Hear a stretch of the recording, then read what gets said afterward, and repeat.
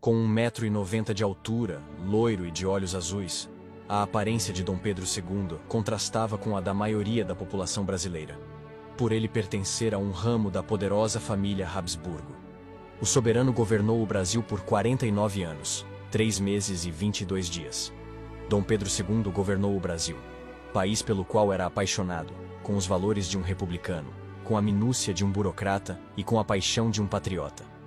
E por ter sido um grande entusiasta da fotografia, foi o primeiro brasileiro a possuir um daguerreótipo e provavelmente o primeiro fotógrafo do Brasil, ajudando decisivamente o desenvolvimento da fotografia no país.